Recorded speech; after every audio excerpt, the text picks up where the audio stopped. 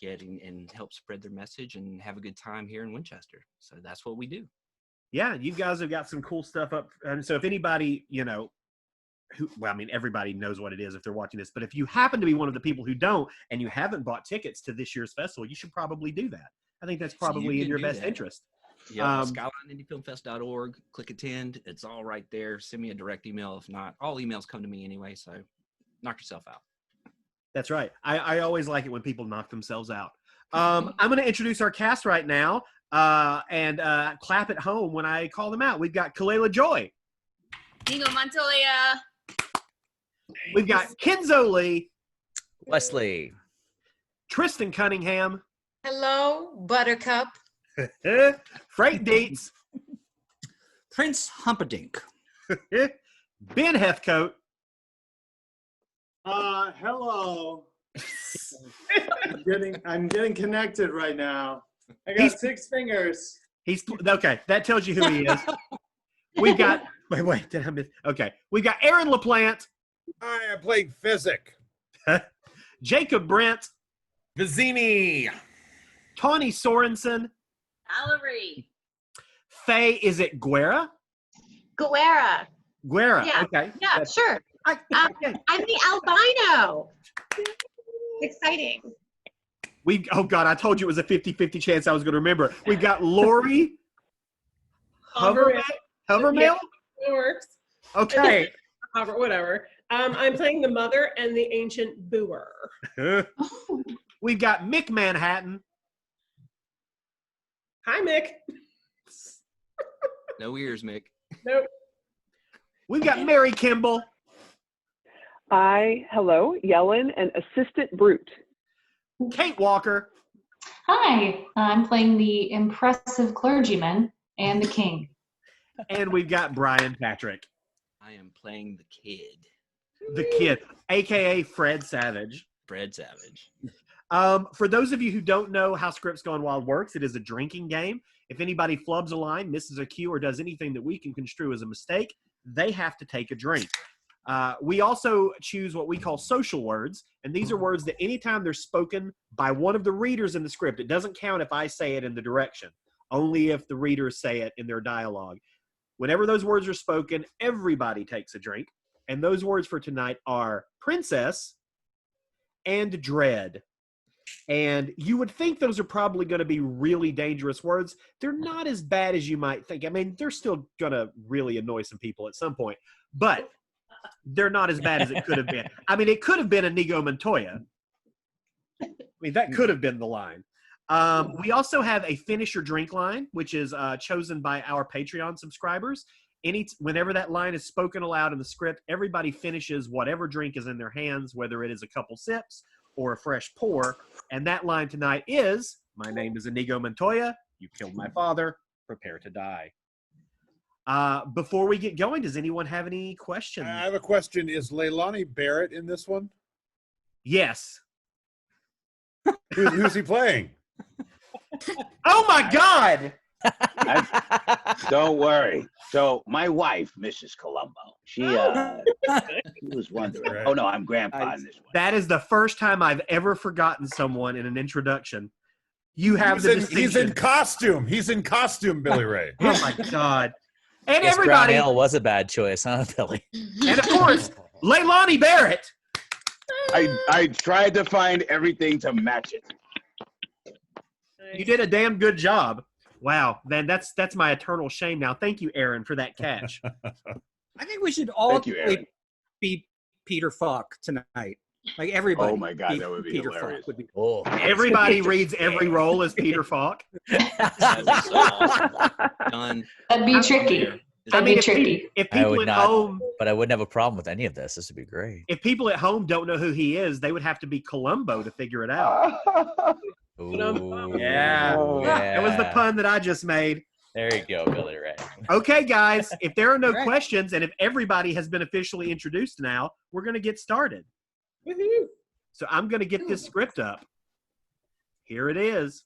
The Princess Bride by William Goldman, a.k.a. the greatest American screenwriter of all time. Fade in on a video game on a computer screen. The game is in progress as a sick coughing sound is heard. A little bit like this. I was waiting on a cough. Somebody, come on now. God, come on now. This kid laying in bed, coughing, pale, one sick cookie. Maybe he's 7 or 8 or 9. He holds a remote in one hand, presses it, and the video game moves a little bit. Then he's hit by another spasm of coughing and puts it down. His room is monochromatic, grays and blues, mildly high-tech. We're in the present day, and this is a middle-class home somewhere in the suburbs. The kid's mother, as she enters, goes to him, fluffs his pillows, kisses him, and briefly fills his forehead. She's worried. It doesn't show. During this, You feeling any better? A little bit. Guess what? What? Your grandfather's here. Mom, can't you tell him I'm sick? You are sick. That's why he's here. He'll pinch my cheek. Maybe he won't. Maybe he won't. the kid shoots her an I'm sure look as we cut to the kid's grandfather bursting into the room, kind of rumpled, but the eyes are bright. He has a wrapped package tucked under one arm as he immediately goes to the kid and pinches his cheek. Hey, how's the sickie, huh? The kid gives his mother an I told you so look, and the mother ignores it, beats a retreat. I think I'll leave you two pals. She's gone. There's an uncomfortable silence, then. I brought you a special present. What is it? Open it up. He does, and tries the smile. Book? That's right. When I was your age, television was called books, and this is a special book. It was the book my father used to read to me when I was sick, and I used to read it to your father, and today I'm going to read it to you. Has it got any sports in it? The grandfather suddenly passionate. Are you kidding? Fencing, fighting, torture, revenge, giants, monsters, chases, escapes, true love, miracles. The grandfather sits in the chair by the bed. It doesn't sound too bad. I'll try and stay awake. Oh, well, thank you very much. It's nice of you. Very nice. Your vote of confidence is overwhelming. All right. All right. All right. Okay. All right. All right. The Princess Bride. Drink. Damn it. By S. Morgenstern. Yeah. Chapter 1. Buttercup was raised on a small farm in the country of Florida. The story he's reading about is the monochromatic look of the bedroom is replaced by the dazzling color of the English countryside. Her favorite pastimes were riding her horse and tormenting the farm boy that worked there. His name was Wesley, but she never called him that. Isn't it a wonderful beginning? Yeah, it's really good. Nothing gave Buttercup as much pleasure as ordering Wesley around. Buttercup's farm. Buttercup is standing, holding the reins of her horse, while in the background, Wesley, in the stable doorway, looks at her. Buttercup is in her late teens, doesn't care much about clothes, and she hates brushing her long hair, so she isn't as attractive as she might be. But she's still probably the most beautiful woman in the world. A farm boy? Polish my horse's saddle. I want to see my face shining in it by morning. As you wish. Wesley is perhaps half a dozen years older than Buttercup. And maybe as handsome as she is beautiful. He gazes at her as she walks away. As you wish, was all he ever said to her. Wesley outside chopping wood. Buttercup drops 2 large buckets near him. A farm boy? Fill these with water. Please. As you wish. Back when Carrie Elways was a sex symbol. She leaves. His eyes stay on her. She stops, turns. He manages to look away as now her eyes stay on him. That day, she was amazed to discover that what he was saying, as you wish, what he meant was, I love you. Buttercup in the kitchen, Wesley enters with an armload of firewood. And even more amazing was the day she realized she truly loved him back. Farm boy? Fetch me that pitcher. He gets it, hands it to her, and they are standing very close to each other, gazing into one another's eyes. As you wish. Now he turns and moves outside. Wesley and Buttercup outside his tiny hovel in the red glow of sunset, kind of like it is right now with all the wildfires. They are locked in a passionate kiss. Hold it! Hold it! Kids' room. What is this? Are you trying to trick me? Where are the sports? Is this a kissing book? Wait, just wait. Well, when does it get good? Keep your shirt on. Let me read it. Okay. Wesley had no money for marriage, so he packed his few belongings and left the farm to seek his fortune across the sea. Wesley and Buttercup stand near the gate to the farm, locked in an embrace. It was a very emotional time for Buttercup. I don't believe this. I fear I'll never see you again. Of course you will. But what if something happens to you? Hear this now. I will come for you. But how can you be sure? This is true love. You think this happens every day? He smiles at her. She smiles too, throws her arms so tightly around him. They kiss. Then as Wesley walks away, Buttercup watches him go. Wesley didn't reach his destination. His ship was attacked by the dread pirate Roberts. Gosh, it's hurting. Who never left captives alive. When Buttercup got the news that Wesley was murdered. Murdered by pirates is good. Buttercup staring out the window of her room. She went off into her room and shut the door. And for days, she never slept or ate. I will never love again. Hold on her face, perfect and perfectly sad, just like a teenager. Florin Castle, the main courtyard of Florin, replete with townspeople, livestock, and a bustling marketplace. 5 years later, the main square of Florin City was as filled as never before to hear the announcement of the great Prince Humperdinck's bride-to-be.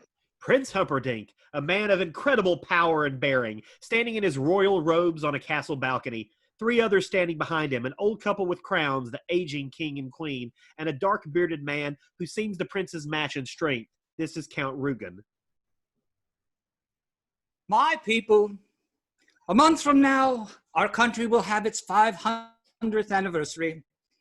On that sundown, I shall marry a lady who was once a commoner, like yourselves, but perhaps you will not find her common now. Would you like to meet her? Yes, yes, yes. Like a summer thunder, a giant staircase leading to the crowd as a figure just begins to become visible. The crowd, as they see the figure, we haven't yet. And if there is such a thing as collective action, then this crowd collectively holds its breath. Okay, everybody. The staircase, as the figure appears in the archway, it is Buttercup, and she is resplendent. My people, the Princess Buttercup. Drink. She transcends the stairs, or excuse me, descends. Fucked up, but he descends the stairs and starts to move among the people. Amongst the crowd. They do a very strange thing. With no instruction at all, they suddenly go to their knees. Great waves of people kneeling, and Buttercup, terribly moved. She stands immobile among her subjects, blinking back tears. Hold on her beauty for a moment. Buttercup's emptiness consumed her. Although the law of the land gave Humperdinck the right to choose his bride, she did not love him. The woodlands, Buttercup barreling along, controlling her horse easily. Despite Humperdinck's reassurance that she would grow to love him, the only joy she found was in her daily ride. A wooded glen close to sundown, lovely, quiet, deserted. Buttercup suddenly reins in. A word, my lady? 3 men standing close together in the path. Beyond them can be seen the waters of Florin Channel. The 3 men are not your everyday commuter types. Standing in front is a tiny man with the most angelic face. He is Sicilian, and his name is Vizzini. Beside him is a Spaniard, erect and taut as a blade of steel. His name is Inigo Montoya. Beside him is a giant. His name is Fezzik. We are poor but lost circus performers. Is there a village nearby? There is nothing nearby, not for miles. Then there will be no one to hear you scream. He nods to the giant Fezzik, who merely reaches over, touches a nerve on Buttercup's neck, like Spock, and the start of a scream is all she manages, just like that. Unconsciousness comes that fast. As she starts to fall, we cut to a tiny, isolated spot at the edge of Florin Channel. A sailboat is moored. It's dusk now. Shadows are long. Inigo, the Spaniard, busies himself getting the boat ready. The giant Fezzik carries Buttercup unconscious. Vizzini rips some tiny pieces of fabric from an army jacket and tucks them along the saddle of Buttercup's horse. There is about the entire operation a sense of tremendous skill and precision. What is that, Tiro? It's fabric from the uniform of the army officer of Gilder. Who is Gilder?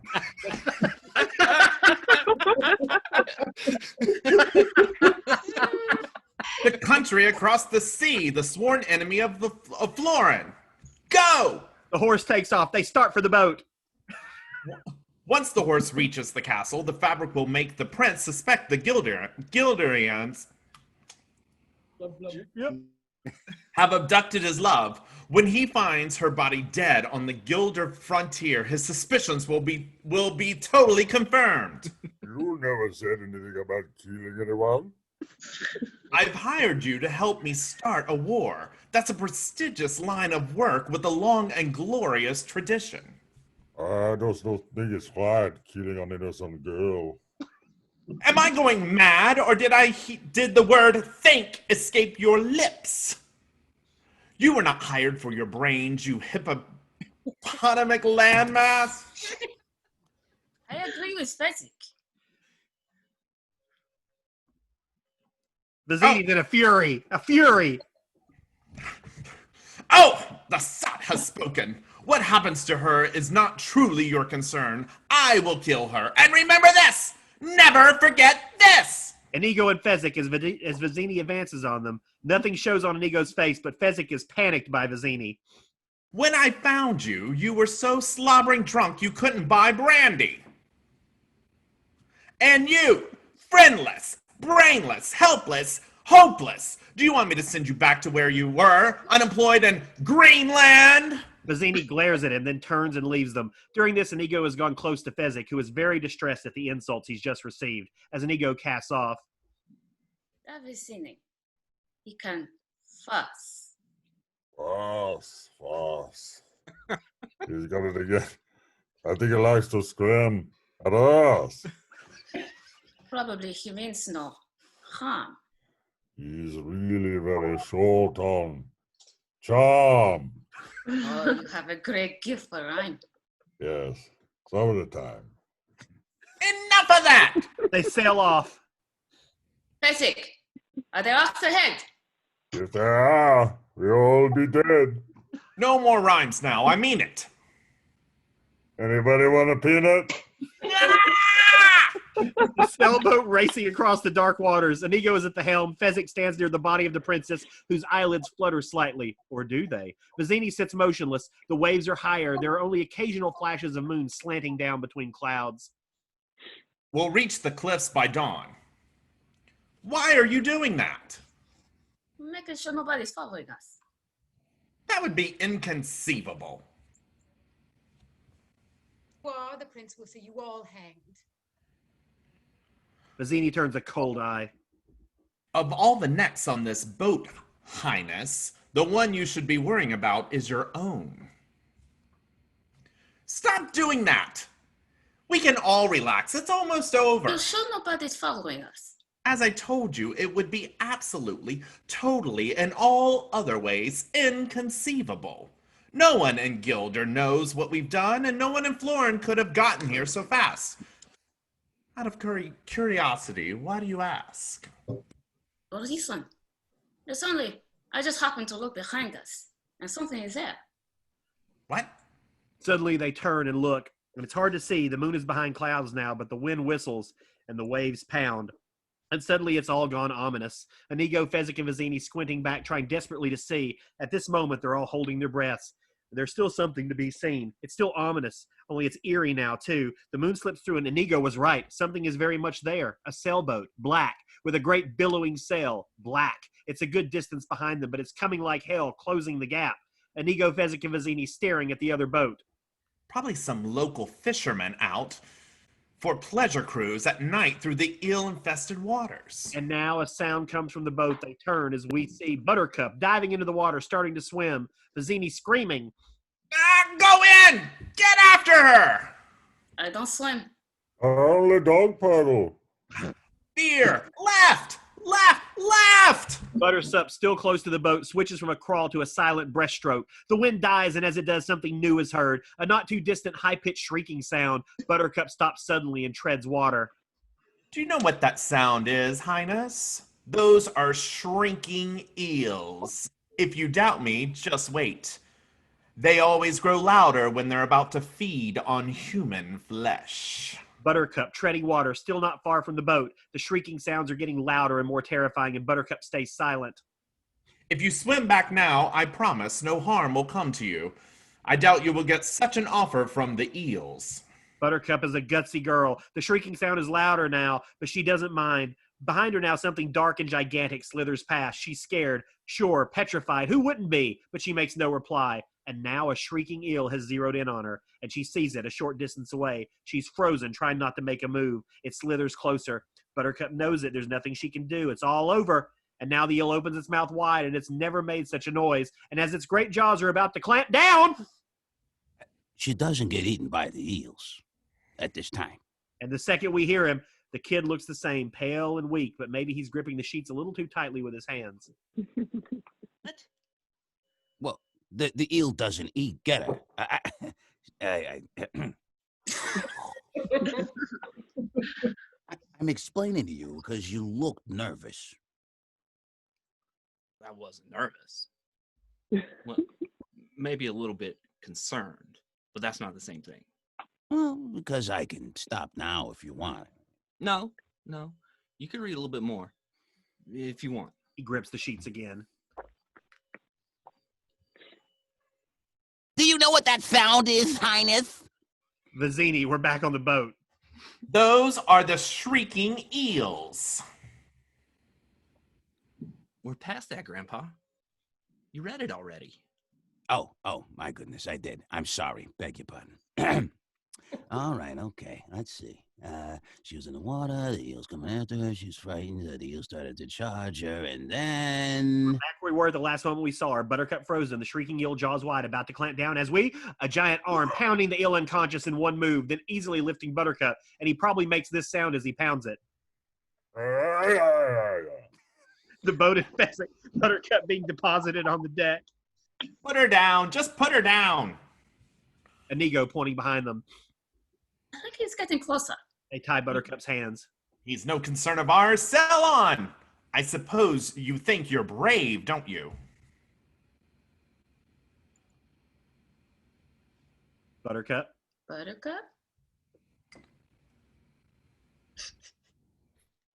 Hello, can you hear me? I can now. Wow. I killed that line. I did. Oh, I'll do let's it again. rewind it. Let's rewind it and pretend that this Fine, didn't sorry, happen. y'all. He's My no favorite concern line. of... He's no concern of ours. Sail on. I suppose you think you're brave, don't you?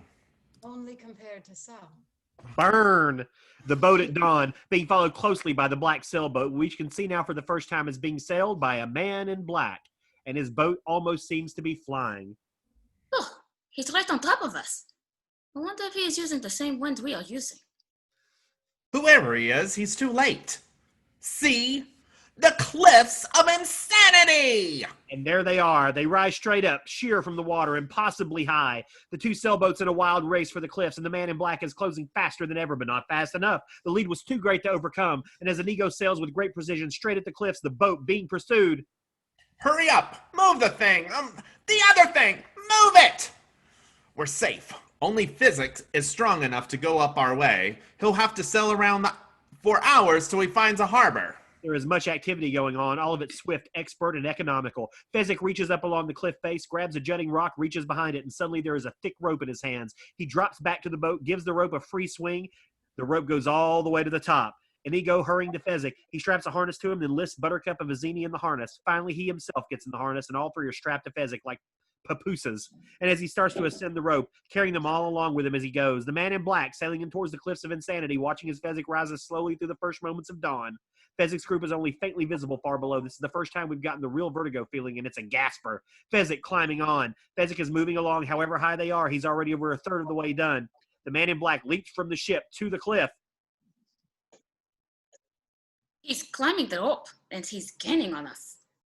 Inconceivable! He prods Fezzik, who nods and increases his pace. The man in black keeps going. He's going quick, quick, quick. Faster! I thought I was going faster. You were supposed to be this colossus. You were this great legendary thing, and yet he gains. Well, I'm carrying 3 people, and he's got only himself. I do not accept excuses. I'm just going to have to find myself a new giant, that's all. Oh, don't say that, Vizzini, please. The man in black, his arms still work as before. If anything, he has speeded up. Fezzik's lead is smaller and smaller. Vizzini and the others, and it's starting to get close now. Did I make it clear that your job is at stake? They make it. Vizzini leaps off and takes out a knife, begins to cut the rope, which is tied around a great rock, while Inigo helps the princess to her feet, and Fezzik just stands around waiting for someone to tell him to do something. Nearby are some stone ruins. Once they might have a fort, for the now it resembles Stonehenge. The man in black, feet from the top now, maybe less, maybe only 50, and he's gaining pace. Vizzini cutting the last of the rope slithering across the ground and out of sight. Fezzik standing with Inigo and Buttercup by the cliff's edge. He's got very good arms. The man in black is hanging from the cliff. Vizzini, stunned, turns to the others. He didn't fall? Inconceivable! Keep using that word. I do not think it means what you think it means. My God, he's climbing. And so he is. Whoever he is, he's obviously seen us with the princess, and therefore... Damn it. Yeah. And must therefore die. You carry her.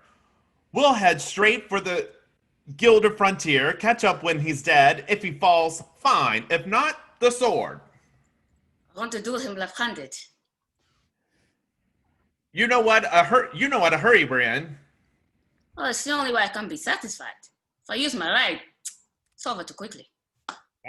Oh, have it your way. He's still climbing. Fezzik goes to Inigo. You be careful. People in masks cannot be trusted, except if COVID-19, then they can be trusted. I'm waiting. It's topical. Inigo watches them depart, then turns and peers down the cliff. He watches a moment and then paces and waits. The man in black climbs on. He's getting closer and closer. Inigo walks away, finally goes back to the cliff's edge, and then finally the man in black is up. Hello there. Slow going. Look, I don't mean to be rude, but this is not as easy as it looks. So I'd appreciate it if you wouldn't distract me. Sorry. Thank you.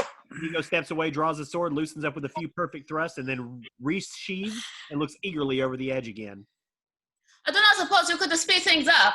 Well, if you're in such a hurry, you could lower a rope or a tree branch or find something useful to do. I could do that.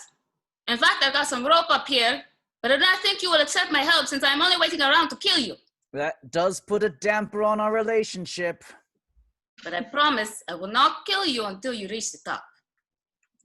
That's very comforting, but you'll just have to wait. I hate waiting. I could give you my word as a Spaniard. No, no good. I've known too many Spaniards. He hangs there. You don't know any way you'll trust me. Nothing comes to mind. And on these words, camera zooms to a close-up. He raises his right hand high, his eyes blaze, and his voice takes on a tone we've not heard before. I swear on the soul of my father, Domingo Montoya, you will reach the top alive. Throw me the rope. Inigo dashes to the giant rope it was tied to. The man in black's grip Brown ale, Billy. Brown ale. So basically, he pulls him up. Oh, thank you. No, we'll wait until you're ready. Again, thank you. He sits on the boulder that once held the rope. He tugs off his leather boots and is amazed to see several large rocks tumble out. I do not mean to pry, but you don't by any chance happen to have 6 fingers on your right hand? Do you always begin conversation this way? My father was slaughtered by a 6-fingered man. He was a great sword maker, my father. And when the 6-fingered man appeared and requested a special sword, my father took the job. He slaved for a year before it was done. I've never seen its equal. The 6-fingered man returned and demanded it, but at 1/10 the promised price. My father refused. Without a word, the 6-fingered man slashed him to the heart. I love my father, so naturally, I challenged the murderer to a duel. I failed. The 6-fingered man did leave me with a 6-fingered sword, but he gave me these. He touches his scars. How old were you? I was 11 years old. When I was strong enough, I dedicated my life to the study of fencing. So next time we meet, I will not fail. I will go up to the 6-fingered man and say, "Hello, my name is Inigo Montoya. You killed my father. Prepare to die." And that is your drink line, ladies and gentlemen. Yikes! Oh no. Oh, it's so early though. Oh, there it is. It's that good early read burn. Woo. Mine's not meant to be chugged. Now things will get interesting. Oof. You've done nothing but steady swordplay. Good pursuit and study lately. You see, I cannot find him. It's been 20 years now. I am starting to lose confidence. I just work for Vicini to pay the bills. It's not a lot of money in revenge. Well, I certainly hope you find him someday. You're ready then. Whether I am or not, you've been more than fair. You seem a decent fellow. I hate to kill you. Well, you seem a decent fellow. I hate to die. Big. And what we are starting now is one of the two greatest sword fights in modern movies. The other one happens later on. Right from the beginning, it looks different because they aren't close to each other. None of the sword crossing on guard garbage. No, what we have here is two men, two athletes, and they look to be too far away to damage each other. But each time one makes even the tiniest feint, the other counters, and there is silence. And as they start to circle, the six-fingered sword feigning here, feigning there, and the two men finishing teasing begin to duel in earnest. Their swords cross again and again. You're using Bonetti's defense against me, I thought it fitting considering the rocky terrain. Naturally. But you must attack. Shit. Ah! But you must expect me to attack with Cabafero. And you should drink right now. That's a Well, drink. naturally, after drinking. But I find Tybalt cancels out Capafero, don't you? The man in black is now perched at the edge of the elevated castle ruin. Nowhere to go, he jumps to the sand, and Inigo stares him down. Lest the enemy has studied out Agrippa. And now, with the grace of an Olympian, Inigo flies off a perch, somersaults clean over the man in black's head, and lands facing his opponent. Which I have. The two men are almost flying across the rocky terrain, never losing balance, never coming close to stumbling. The battle rages with incredible finesse, first one and then the other gaining the advantage. And by now it's clear that this isn't just two athletes going at it. It's a lot more than that. This is two legendary swashbucklers, and they're in their prime. It's Burt Lancaster and the Crimson Pirate, great movie, by the way, battling Errol Flynn and Robin Hood. Okay movie. And it's incredibly, the actions begin going even faster than before. Inigo behind him now, drawing closer all the time as the deadly edge of the cliffs of insanity. Inigo fights and ducks and feints and slashes, and it all works, but not for long, as gradually the man in black keeps the advantage, keeps forcing Inigo back closer and closer to death. You are wonderful. Thank you. I've worked hard to become so. The cliff is very close now. I admit it. You are better than I am. Then why are you smiling? Because I know something you don't know. And what is that? I am not left-handed. And he throws a six-fingered sword right into his right hand, and immediately this tide of battle turns. The man in black stunned, doing everything he can to keep Inigo by the cliff edge, but no use. Slowly at first he begins to retreat, and now faster Inigo is in control, and the man in black is desperate. Inigo and the six-fingered sword is all but invisible now as he increases his attack and suddenly switches styles again. A rocky staircase leading to a turret-shaped plateau, and the man in black is retreating like mad up the steps and into Inigo. Nothing can stop him. And in a frenzy, the man in black makes every feint. Tries every thrust. Let's go with all he has left, but he fails. Everything fails. He tries one or two final desperate moves, and there's nothing. You are amazing. I ought to be after 20 years. And now the man in black is smashed into a stone pillar, pinned there until the six-fingered sword. There's something I ought to tell you. Tell me. I'm not left-handed either. And now he changes hands, and at last the battle is fully joined. Inigo, to his amazement, he's being forced back down the steps. He tries one style, another, but it all comes down to the same thing. The man in black seems to be in control. And before Inigo needs it, the six-fingered sword is knocked clear out of his hand. Inigo retreats, dives from the stairs to a moss-covered bar suspended over the archway. He swings out, lands, and scrambles to his sword. The man in black watches Inigo, then casually tosses his sword to the landing where it sticks in perfectly. Then the man in black copies Inigo, not copies exactly, improves. He dives to the bar, swings completely over it like a circus performer, and dismounts with the backflip. Then... Who are you? No one of consequence? I must know. Get used to disappointment. Okay. Inigo moving like lightning, and he thrusts forward, slashes, darts back, all in a single movement. The man in black dodging, blocking, and again he thrusts forward faster than ever before, and then he slashes. Inigo, there's never anyone makes he does that. Okay, I messed that one up.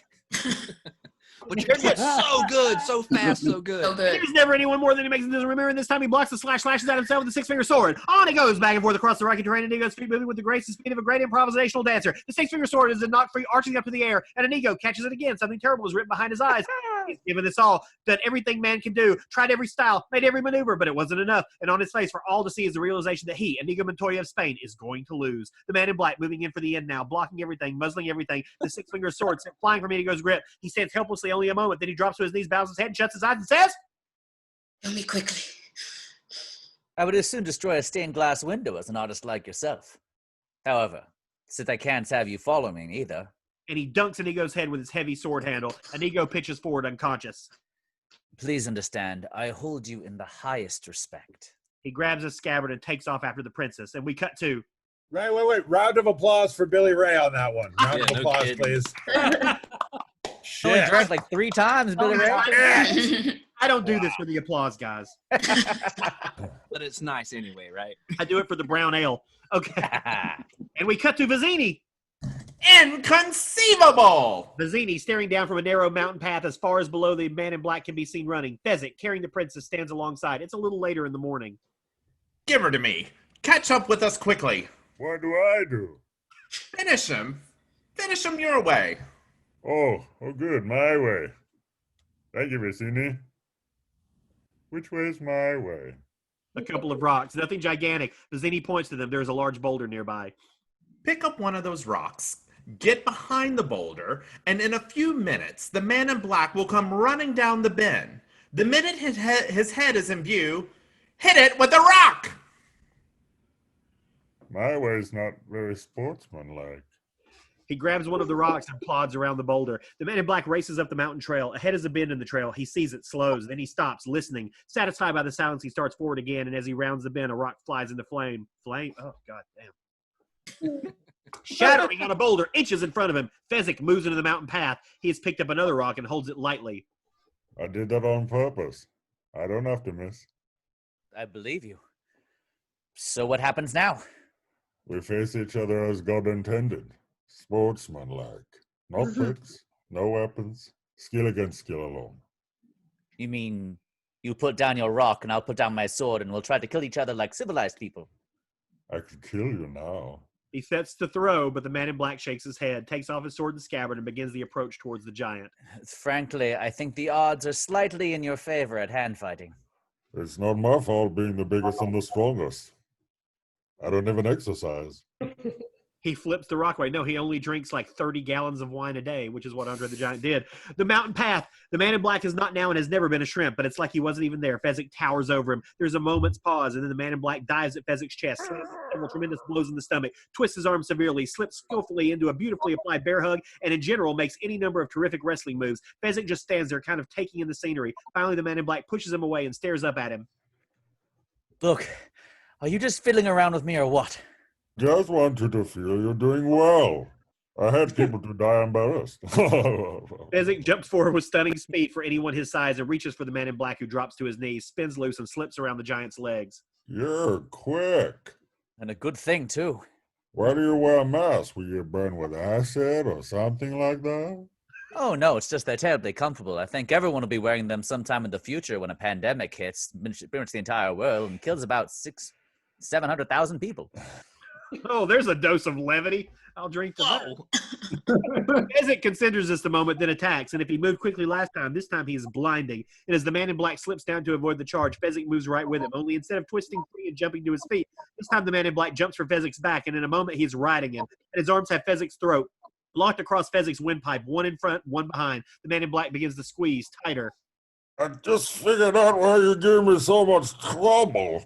Fezzik as he charges toward a huge rock that lines the path, and just as he reaches it, he spins his giant body so that the entire weight of his charge is taken by the man in black. The man in black, the power of the charge is terrible, the pain enormous. Why is that, do you think? Well, I haven't fought just one person for so long. I've been specializing in groups, battling gangs for local charities, that kind of thing. They keep fighting? Why should that make such a difference? Well, you see, you use default moves, you're fighting half a dozen people when you only have to be one. And then Fezzik is out. The man in black is won. I don't envy the headache you will have when you wake, but in the meantime, rest well and dream of large women. Prince Humperdinck, as he slips his boot into a footprint in the sand. Count Rugen, mounted, watches. Behind him, half a dozen armed warriors also mounted. A great white horse waits riderless in front. Humperdinck is all over the rocky ground, and maybe he isn't the best hunter in the world. Then again, maybe he is. Because as he begins to put his feet into strange positions, we realize that what he is doing is miming the fencers. There was a great duel. It ranged all over. They were both masters. Hold on. How do you The loser ran off alone. think it The ends? winner followed these footprints toward Gilder.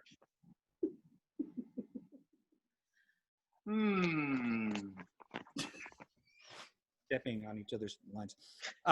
The loser is nothing. Only a princess. Only the prince. That's me. Shit. And princess, right? Only the princess matters. Clearly, this was all planned by warriors of Gilder. We must be ready for whatever lies ahead. Princess, drink. Shall we track them both? I always think everything could be a trap, which is why I'm still I alive. love that we had like a ping pong match going there with lines.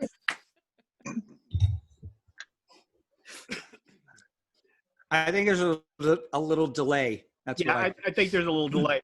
The man in black, cresting the peak of the mountain, a knife pointed in the throat, pulled back to row of Vizzini, munching on an apple, holding the knife to Buttercup's throat. She is blindfolded. A picnic spread is laid out, a tablecloth, 2 goblets in between them, and a small leather wine container, and some cheese and a couple of apples. The picnic is set on a lovely spot, high on the edge of a mountain path with a view all the way back to the sea. The man in black comes running around the path, sees Vizzini, slows, and the 2 men study each other. So it's down to you, and it's down to me. He comes closer. If you wish her dead, by all means, keep moving forward. He pushes the knife closer to her throat. Let me explain. There's nothing to explain. You're trying to kidnap what I rightfully stolen. Perhaps an arrangement can be reached. There will be no arrangement. And you're killing her. Vizzini jabs with the long knife, and Buttercup gasps in pain. But if there can be no arrangement, then we are at an impasse. I'm afraid so. I can't compete with you physically, and you're no match for my brains. You're that smart. Let me put it this way. Have you ever heard of Plato, Aristotle, Socrates? Yes. Morons! Really? In that case, I challenge you to a battle of wits. For the princess? Drink. Oh. To the death. I accept. Good. Then pour the wine. Vizzini fills the goblets with dark red liquid. The man in black pulls a small packet from his clothing, handing it to Vizzini. Inhale this, but do not touch. I don't smell anything. What you do not smell is called iocane powder. It is odorless, tasteless, dissolves instantly in liquid, and is among the more deadly poisons known to man. Vizzini watches excitedly as the man in black takes the goblets, turns his back, and a moment later he turns again, faces Vizzini, drops the iocane packet, and it is now empty. The man in black rotates the goblets in a little shell game maneuver that puts one glass in front of Vizzini, the other in front of himself. All right. Where is the poison? The battle of wits has begun. It ends when you decide and we both drink and find out who is right and who is dead. Oh, Lord. Okay. It's harder when you've had a drink, isn't it? Yeah. I'm like, okay, this is going to be fun. All right, here we go. But it's so simple. All I have to do is divine from what I know of you.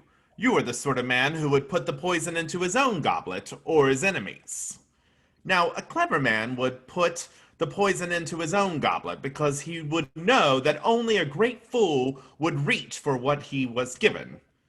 I'm not a great fool, so I can clearly not choose the wine in front of you, but you must have known I was not a great fool. You would have counted on it, so I can clearly not choose the wine in front of me. You've made your decision then. Not remotely, because iocane comes from Australia, as everyone knows, and Australia is entirely peopled with criminals, and criminals are used. Nope, that's me. Nope. And criminals are used to having people not trust them, as you are not trusted by me, so I can clearly not choose the wine in front of you. Truly, you have a dizzying intellect. Wait till I get going. Where was I? Australia. Yes, Australia. And you must have expected I would have known the powder's origin, so I can clearly not choose the wine in front of me. You're just stalling now. You'd like to think that, wouldn't you? You've beaten my giant, which means you're exceptionally strong. So you could have put the poison in your own goblet, trusting on your own strength to save you. So I can clearly not choose the wine in front of you, but you've also... There you go. But you've also bested my Spaniard, which means you must have studied. And I'm studying. You must have learned that man is mortal, so you would have put the poison as far from yourself as possible. So I can clearly not choose the wine in front of me. You're trying to trick me into giving something away. I won't work. It has worked. You've given everything away. You don't know where the poison is. Then make your choice. I will, and I choose... What in the world can that be? The man in black turns around. What? Where? I don't see anything. Bazzini busily switches the goblets while the man in black has his back turned. Oh, well, I could have sworn I saw something. No matter. The man in black turns around. What's so funny? I'll tell you in a minute. First, let's drink. Me from my glass and you from yours. They drink. You guessed wrong. You only think I guessed wrong. And what's so funny, I switched the glasses when your back was turned. You fool! You fell victim to one of the classic blunders. The most famous is never get involved in the land war with Asia. But only slightly less known is this. Never go against a Sicilian when death is on the line.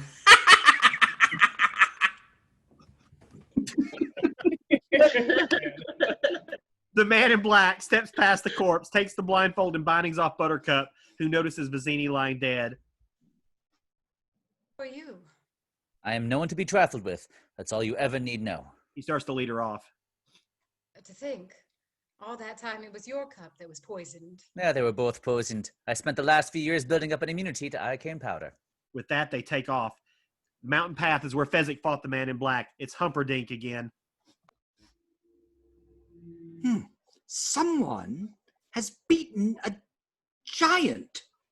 There will be great suffering in Gilder if she dies. A wild stretch of terrain. The man in black comes running into view, still dragging Buttercup, who sometimes stumbles, but he keeps forcing her along. Finally, when she is close to exhaustion, he lets go of her. Catch your breath. If you'll release me, whatever you ask for ransom, you'll get it. I promise you. And what is that worth? The promise of a woman. You're very funny, Highness. I was giving you a chance. No matter where you take me, there's no greater hunter than Prince Humperdinck. He could track a falcon on a cloudy day. He can find you. You think your dearest love will save you? I never said he was my dearest love. And yes, he will save me. That I know. You admit to me you do not love your fiancé. He knows I do not love him. Are not capable of love, is what you mean. I have loved more deeply than a killer like yourself could ever dream. And the man in black cocks back a fist, because this was back in the 80s. Buttercup flinches, but does not retreat. That was a warning, Highness.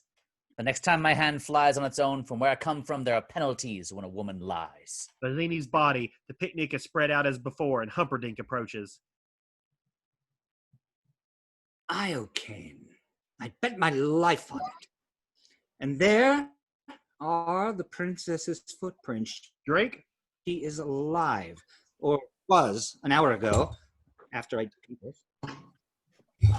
If she is otherwise, when I find her, I shall be very put out. Buttercup being spun into camera view, falling heavily as the man in black releases her. We're at the edge of an almost sheer ravine, and the drop is sharp. Best, Highness. I know who you are. Your cruelty reveals everything. You're the dread pirate Roberts. Admit it. Drink? With the drink? Dread. And with pride. What can I do for you? Well, you can die slowly, cut into 1,000 pieces. Oh, hardly complimentary, Your Highness. Why loose your venom on me? You killed my love. It's possible. I killed a lot of people. Who is this love of yours? Another prince? Like this one? Ugly, rich, and scabby? No. A farm boy. Poor. Poor and perfect. with eyes like the sea after a storm. Like Carrie Elways in the 1980s.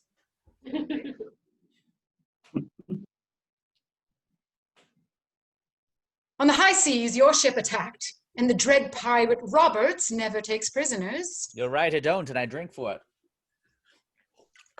But I can't afford to make exceptions.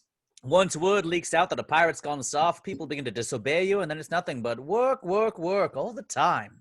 You mock my pain. Life is pain, Highness. Anyone who says differently is selling something.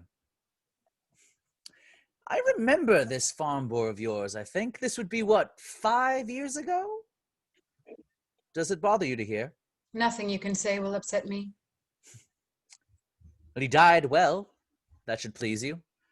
No bribe attempts or blubbering. He simply said, please, please, I need to live. It was the please that caught my memory. I asked him what was so important for him. True love, he replied. And then he spoke of a girl of surpassing beauty and faithfulness. I can only assume he meant you. You should bless me for destroying him before he found out what you really are. And what am I? Faithfulness, he talked of, madam. Your enduring faithfulness. Now tell me truly, when you found out he was gone, did you get engaged to your prince that same hour, or did you wait a whole week out of respect for the dead? You mocked me once. Never do it again. I died that day. The man in black is about to reply as they stand there on the edge, but then something catches the attention. The dust cloud caused by Humperdinck's horses is rising into the sky. Buttercup, and while his attention is on the dust cloud rising high, she pushes him with all of her strength she has. You can die too, for all I care. The man in black teetering on the ravine edge for a moment, then he begins to fall. Down goes the man in black. Down, down. Buttercup staring transfixed at what she has wrought. There's a long pause. She stands there alone. It's from far below the words come to her, drifting on the wind. As you wish. Oh, my sweet Wesley. Oh, what have I done? And without a thought, she dives into the ravine. She's falling. The dust cloud rising. Prince Humperdinck and the others raining in at the spot where Humperdinck promised ransom in exchange for the freedom. Ow, ow, ow, ow, ow,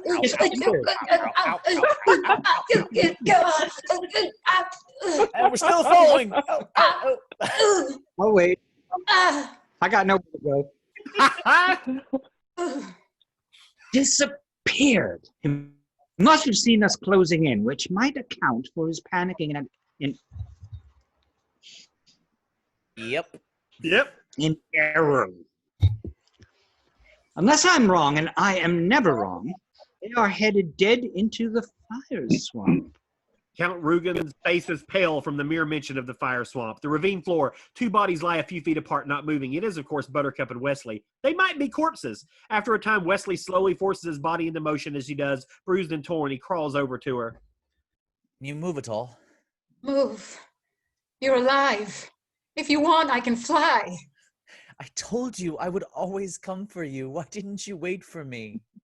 Well, you were dead. Death cannot stop true love. All it can do is delay it a while. I will never doubt again. There will be no need. They kiss. Oh, no. No, please. What is it? What's the matter? They're kissing again. Do we have to hear the kissing part? Someday you won't mind so much. You're not the boss of me. Skip on through the fire swamp. That sounded good.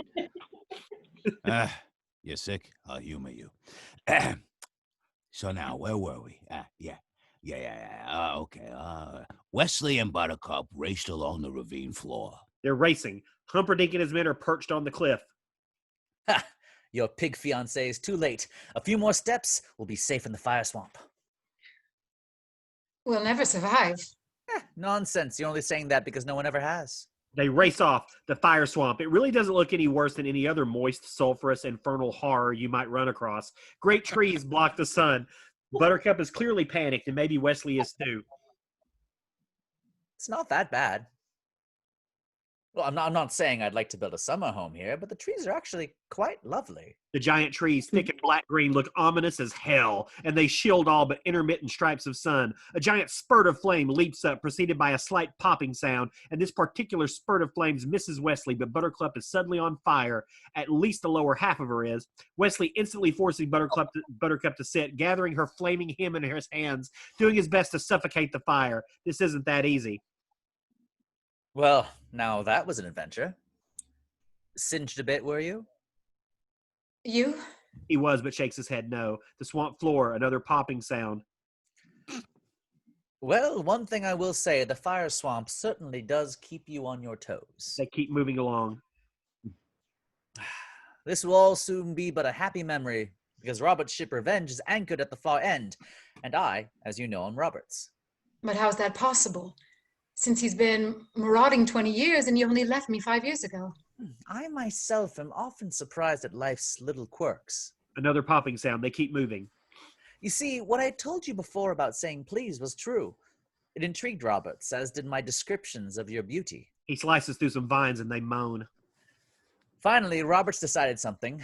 He said, "All right, Wesley, never had a valet. You can try it for tonight. Most likely kill you in the morning." In 3 years, he said that. "Good night, Wesley. Good work. Sleep well. I'll most likely kill you in the morning." It was a fine time for me. I was learning to fence, to fight, anything anyone would teach me. And Roberts and I eventually became friends. And then it happened. What? Go on. He picks her up and carries her across some water. Well, Roberts had grown so rich he wanted to retire. So he took me to his cabin and told me his secret. "I am not the Dread Pirate Roberts," he said. Ooh. "My name is Ryan. I inherited this ship from the previous Dread Pirate Roberts. Ooh. Just as you will inherit it from me. The man I had inherited from was not the real Dread Pirate Roberts either." "Really?" My God. "His name was Cummerbund. The real Roberts had been retired 15 years, living like a king in Patagonia." Then he explained the name was the important thing to inspire the necessary fear. You see, nobody would surrender to the Dread Pirate Wesley. Drink! Ugh, damn. So we sailed ashore, took on an entirely new crew, and he stayed aboard for a while as first mate, all the time calling me Roberts. Once the crew believed, he left the ship, and I have been Roberts ever since. Except now that we're together. I shall retire and hand the name over to someone else. Is everything clear to you? Buttercup, perplexed, is about to reply, but the ground she steps on gives way. It's lightning sand, a great patch of it, and it has her. Wesley is slashing at a vine, and he pulls out a vine, throws it to her, and pulls her out. Oh. Oh.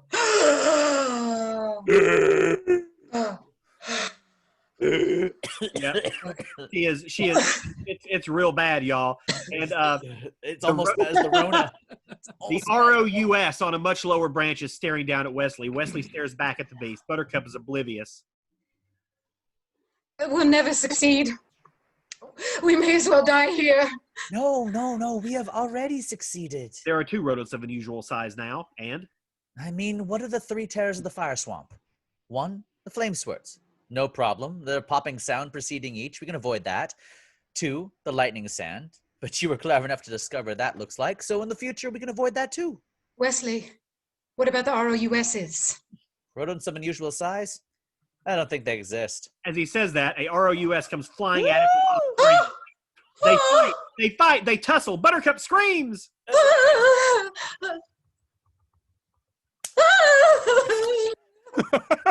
They keep fighting, and then finally he kills the rat. He kills the big ass fucking rat. Wesley! Drop that dead. line. It's all right. You were screaming. It was very good method acting right there. It was really good. What's the sound the rat makes, Aaron? That was it. I feel like I was there.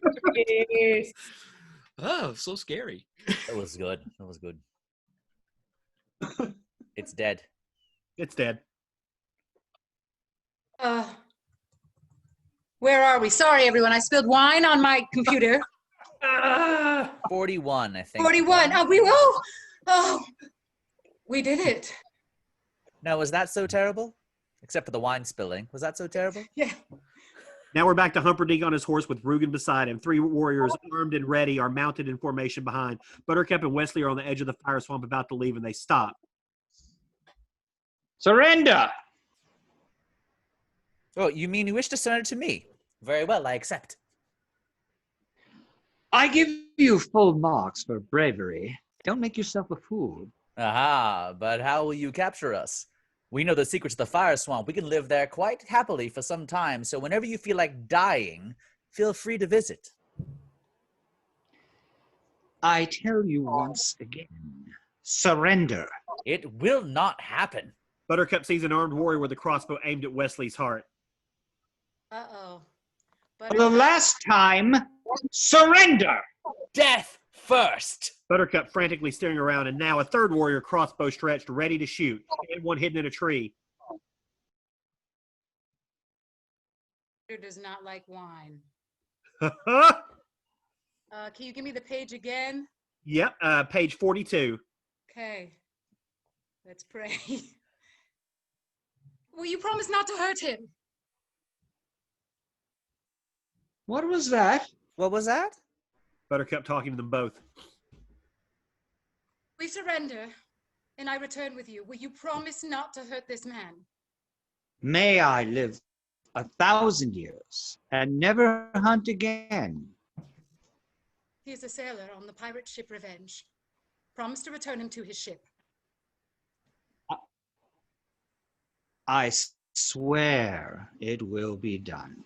They stare into each other's eyes. Once we're out of sight, take him back to Florin and throw him in the pit of despair. I swear it will be done. Thought you were dead once, and it almost destroyed me. I could not bear it if you died again, not when I could save you.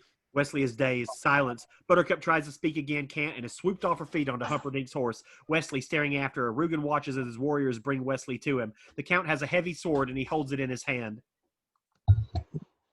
Come, sir. We must get you to your ship. We are men of action, and obviously fashion. Lies do not... Well spoken, sir. Oh, what is it? You have 6 fingers on your right hand. Someone was looking for you. Count Rugen clubs Wesley hard across the skull. Wesley starts to fall, and the screen goes black. The pit of despair. Dead pale, he silently enters the pit, carrying a tray of food and medication. This is the bloodless-looking albino. Where am I? Don't even think. Don't even think about trying to escape. The chains are far too thick. And don't dream of being rescued either. The only way in is secret, and only the prince, the count, and I know how to get in and out. Then I'm here till I die. Till they kill you. Yeah. Then why bother curing me? The prince and the count always insist on everyone being healthy before they're broken. So it's to be torture. I can cope with torture. You don't believe me? You survived the fire swamp. You must be very brave. But nobody withstands the machine. Buttercup, and her face is sad, pallid, perhaps ill. She wanders down a corridor in Florin Castle. As she moves unseen past an intersecting corridor, Humperdinck watches with Rugen. She's been like that ever since the fire swamp. It's my father's failing health that's upsetting her. Of course. The king died that very night. And before the following dawn, Buttercup and Humperdinck were married. The main square of Florin Castle. And if we thought it was packed before, it's packed as shit now. And at noon, she met her subjects again, this time as their queen. My father's final words were, Hold it! Hold it, Grandpa. It freezes. You read that wrong. She doesn't marry Humperdinck. She marries Wesley. I'm just sure of it. After all that Wesley did for her, if she doesn't marry him, it just wouldn't be fair. Well, who says life is fair? Where is that written? Life isn't always fair. I'm telling you, you're messing up the story. Now get it right. Want me to go on with this? Yeah. All right, then. No more interruptions. At noon, she met her subjects again, this time as their queen. My father's final words were, "Love her as I loved her, and there will be joy. I present to you your queen, Queen Buttercup." Be glad it's not Princess anymore, people. The crowd is gigantic. Buttercup emerges. Everybody kneels. Everyone is stunned. Someone is booing. Like?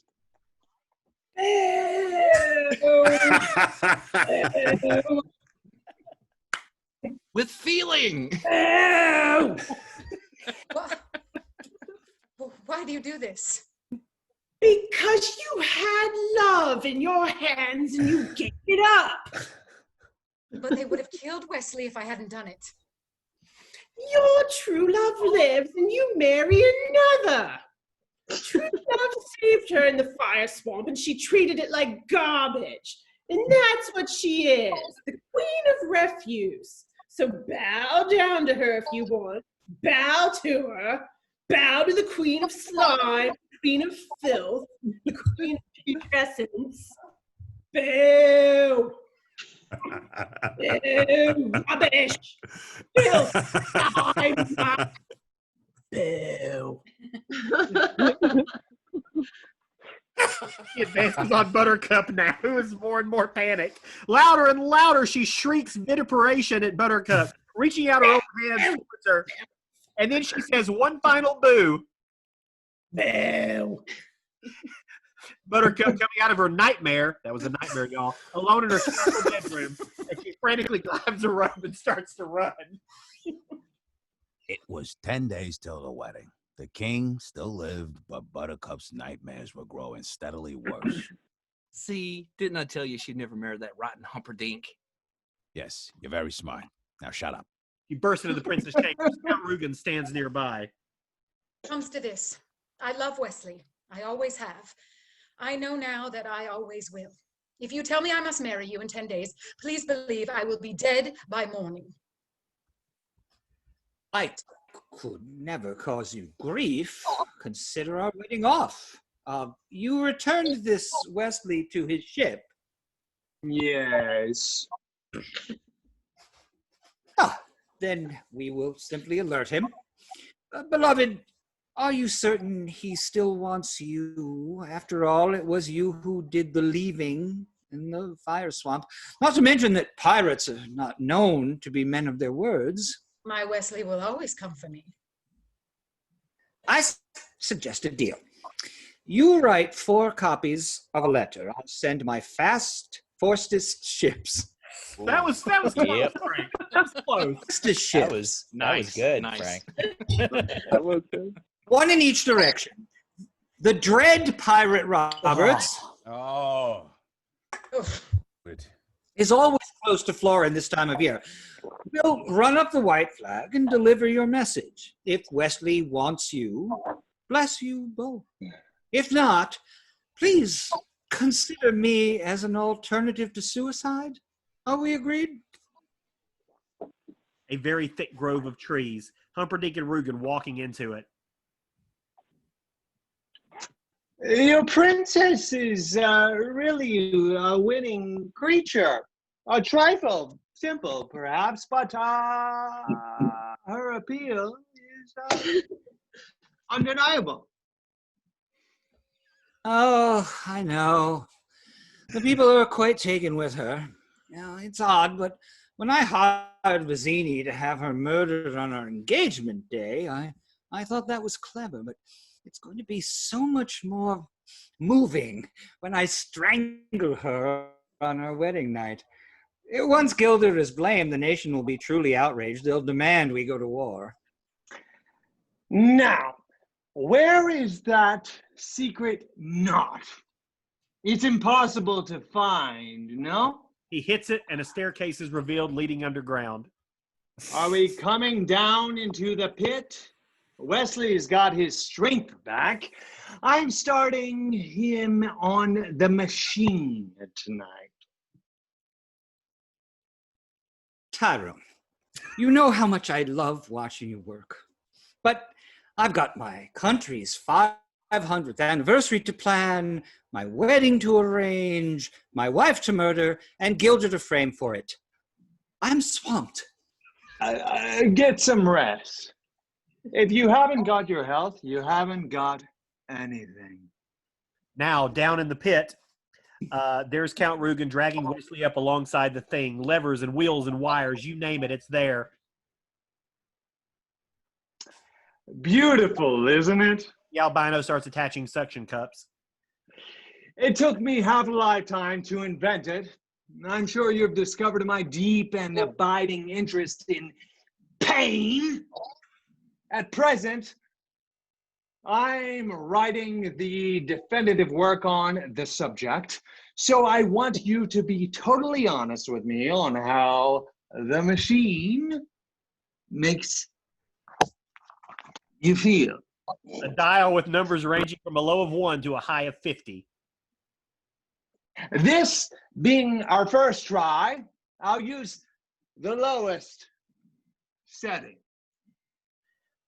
And he turns it on, and Wesley shakes and is electrocuted violently. Then he switches off the machine, picks up a large notebook and pen, sits in a chair.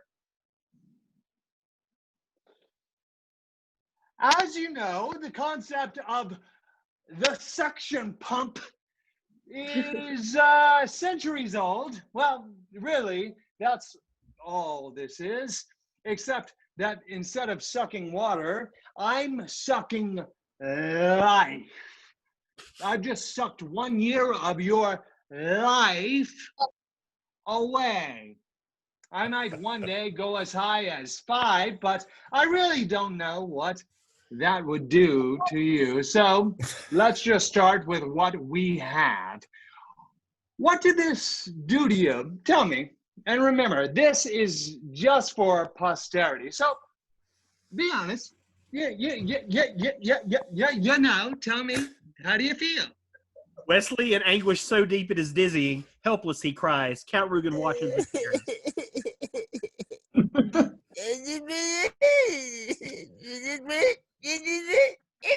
Interesting. Humperdinck in his quarters, swamped. Piles of papers are strewn about, and now Yellen, a pale, shifty, quick-eyed man, appears. Yellen. Sire. As chief enforcer of all Florin, I trust you with this secret. Killers from Gilder are infiltrating the thieves' forest and plan to murder my bride on our wedding night. My spy network has heard no such news. Buttercup enters. Any word from Wesley? Too soon, my angel. Patience. He will come for me. Oh, of course. She leaves. She will not be murdered. On the day of the wedding, I want the thieves' forest emptied and every inhabitant arrested. Many of the thieves will resist. My regular enforcers will be inadequate. To form a brute squad then. I want the thieves' forest emptied before I wed. It won't be easy, sire. Try ruling the world sometime. The thief forest. A lot of hollering's going on. The thieves are being rounded up by the brute squad, a large group of men, and Yellen is amidst them all. Day of the wedding arrived. The brute squad had their hands full carrying out Humperdinck's orders. Is everybody out? Almost. There's a Spaniard giving us some trouble. Well, you give him some trouble. Move! Yes! Inigo, drunk as a skunk, sprawled in front of a hovel as a bottle of brandy in one hand, the six-fingered sword in the other. He looks dreadful, beaten to shit. I'm waiting for you, Vizzini. You told me to go back to the beginning, so I have. This is where I am, and this is where I will stay. I will not be moved. He drinks, and the brute comes forward. Ho there! I do not budge. Keep your ho there. But the prince gave orders. So did Vicini. When the job went wrong, you went back to the beginning. And this is where we got the job, so this is the beginning. And I am staying until Vicini comes. You, brute, come here. I'm waiting for Vicini. You surely are a meanie. Inigo feels a hand on his back, a huge hand. He compares it to his own smaller hand. Hello.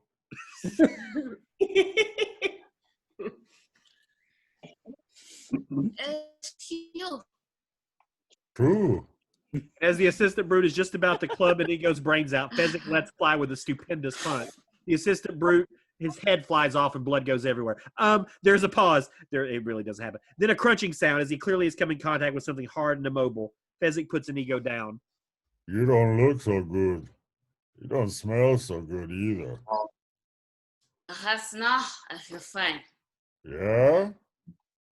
He faints. Inigo sits slumped in a chair while Fezzik spoons him some stew.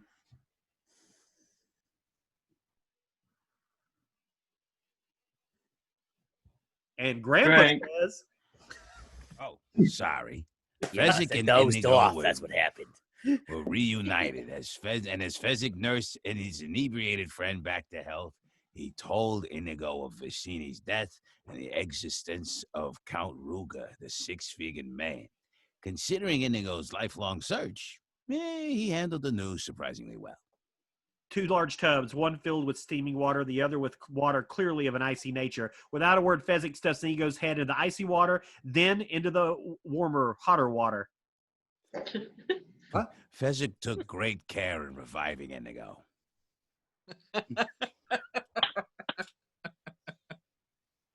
That's enough! Where is this Rugen so I might kill him? He's with the prince at the castle, but the castle gate is guarded by 30 men. How many can you handle? I don't think any more than 10. At least 20 for me. At my best, I could not defeat that many. I need Vicini to plan. I don't have a gift for strategy. But Vincent is dead. No. I need the man in black, not Vicini. What? Look, you bested him with your strength, your greatness. He bested me with steel. He must have outhought Vicini. Any man who can do that can plan the castle's onslaught any day. Let's go. Where? To find the man in black, obviously.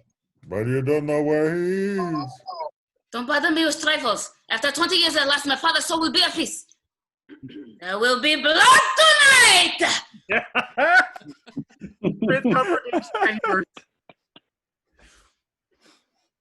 Rise and report.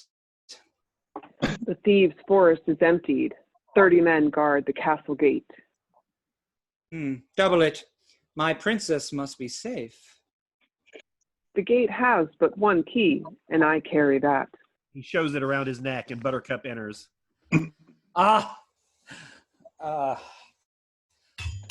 My dulcet darling.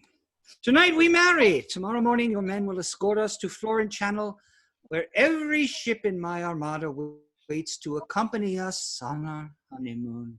Every ship but your four fastest, you mean? Every ship but the four you sent? Yeah. Yes, of course, naturally. Not those four. Your Majesties. Buttercup stares at Humperdinck. You never sent the ships. Don't bother lying. It doesn't matter. Wesley will come for me anyway.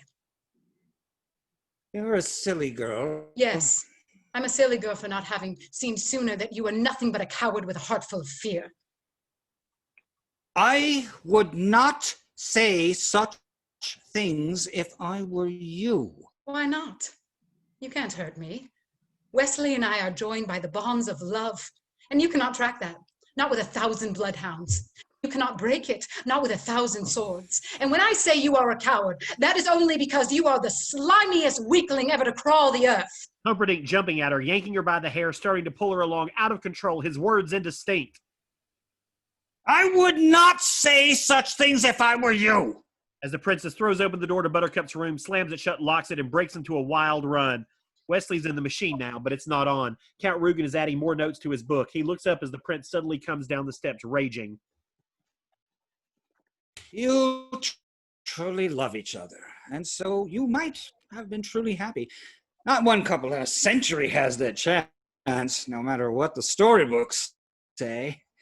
And so I think no man in a century will suffer as greatly as you. And with that, he whirls, turns on the machine, and grabs the lever. And Count Rugen calling out, "Not to 50?" Prince Humperdinck puts the lever all the way up. Wesley's face is incredible pain. The sounds are louder and louder, so much pain. Yelling at his 60 brutes, they bear it, and a few of the brutes turn to each other in fear as the scream builds. Buttercup's in her room, and she hears it too and doesn't know what it is, but her arms voluntarily hold herself, trembling. It gets louder and louder. Inigo and Pheasant trying to make their way through the Jan marketplace, which suddenly quiets as this fading sound comes through. Pheasant, listen. Do you hear? That is the sound of ultimate suffering. My heart made that sound when Rugen slaughtered my father. The man in black makes it now. The man in black? His true love is marry another tonight. So who else has cause for the ultimate suffering? Excuse me. Pardon me. It's important. Pheasant, please. Everybody boo! And the crowd falls away. Thank you. The albino appears wheeling a barrow. Inigo's sword pushes at his chest. Where is the man in black? You get it from the grove, yes? Fessig, jog his memory. As it crunches him on top of the head as if he had a hammer, the albino drops without a sound. I'm sorry, Inigo. I didn't mean to jug him so hard. Inigo? He kneels, the sword held tight between his hands, eyes closed. He faces the grove of trees, starts to talk, his voice low and strange. Father, I have failed you for 20 years. Now our misery can end. Somewhere close by is a man who can help us. I cannot find him alone. I need you. I need you to guide my sword. Please. He rises. Guide my sword. And he guides and opens the staircase. Thanks, Dad. Inigo walking blind through the grove of trees. Okay, I already did that part. Wesley, dead by the machine. Fezzik leans over him, listening for... Wait, I skipped over a part. Ego stops for a long while, opens it. Nothing. Still. He collapses against the tree, against the knot in the tree, against the knot in the tree. It slides away, revealing the staircase. Fezzik and Inigo look at each other and then start down. Wesley, dead by the machine. Fezzik leans over him, listening for a heartbeat. Then he looks at Inigo and shakes his head. He's dead. It's just, it's not fair. It's just, Grandpa, not fair. Wait. It's not fair. Grandpa, wait. He's terribly excited. Wait, what did Fezzik mean he's dead? I mean, he didn't mean dead. Wesley's only faking, right? You want me to rate this or not? Who gets Humperdinck? I don't understand. Who kills Prince Humperdinck? At the end, somebody's got to do it. Is it Inigo? Who? Nobody. Nobody kills him. He lives. You mean he wins? Jesus, Grandpa, this is a fucking shitty book. What did you read me this thing for? You know, been very sick and you're taking this story very seriously. I think we better stop now. He closed the book. No, I'm okay. Sit down, all right? Okay. All right, now, let's see. Where were we? Oh, yes. In the pit of despair. Nice. Well, we Montoyas have never taken defeat easily. Come along, face it. Bring the body. Body? Have you any money? I have a little. I just hope it's enough to buy a miracle. A hovel. Inigo, Fezzik, and Wesley approach the door. They knock. From inside the hovel, a little man's voice is heard. If Mel Brooks's 100-year-old man was really old, he resembled this guy.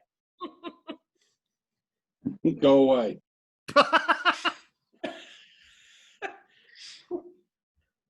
What? What? Are you the miracle Max who worked for the king all those years?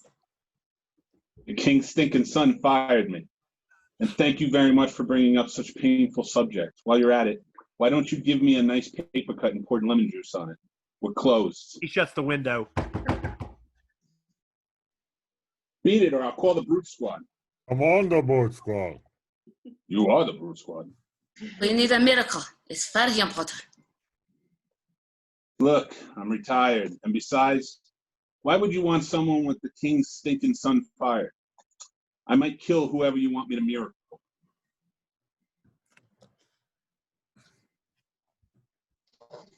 He's already dead. He is, eh? I'll take a look. Bring him in. He unlocks the door and lets them in. Inigo and Fezzik hurry inside. Fezzik carries Wesley, who is just starting to stiffen up a little. He lays Wesley down across a bench by the fireplace. I've seen worse. He studies him. Sir? Sir? Huh? We're really in a terrible rush. Don't rush me, Sonny. You rush a miracle, man, you get rotten miracles. You got any money? 65. Sheesh, I've never worked for so little, except once. And that was a very noble cause. This is noble, sir. His wife is crippled. Children are on the brink of starvation. Are you a rotten liar? I need him to help me avenge my father murdered these 20 years. Your first story was better. Where's that Bellows? He probably owes you money, huh? Well, I'll ask him. He goes to get a huge bellows. He's there. He can't talk. Look who knows so much. Look who knows so much. Well, it just so happens that your friend here is mostly dead. There's a big difference between mostly dead and all dead. Please open his mouth. Inigo does. Max inserts the bellows in Wesley's mouth and starts to pump. Now, mostly dead is slightly alive. Now, all dead, well, with all dead, that's usually only one thing you can do. What's that? He stops pumping. Go through his clothes and look. Search for loose change. He starts pumping again. Hey, hello there. Hey, what's so important? What you got in there that's worth living for? He presses on Wesley's chest. True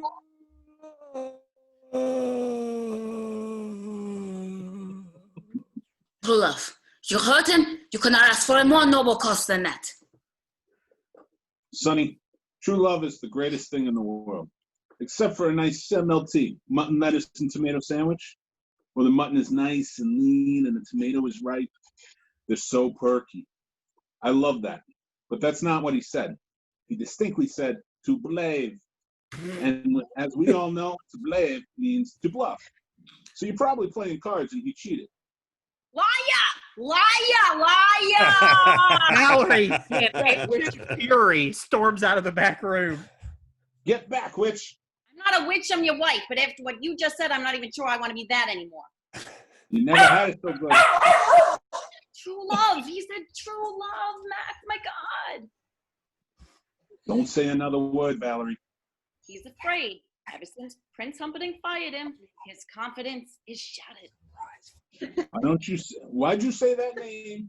You promised me you would never say that name. A what? What? Humperdinck? Humperdinck? Humperdinck? Oh, Humperdinck. I'm not listening. Humperdinck. A life expiring, and you don't even have the decency to say why you won't help. Nobody's hearing nothing. Humperdinck, Humperdinck, Humperdinck. But this is Buttercup's true love. If you heal him, he will stop Humperdinck's wedding. Humperdinck, Humperdinck. Shut up. Oh, wait. I make him better, Humperdinck suffers? Humiliations galore. That is a noble cause. Give me 65. I'm on the job. Woo! The lump is somewhat smaller than a tennis ball.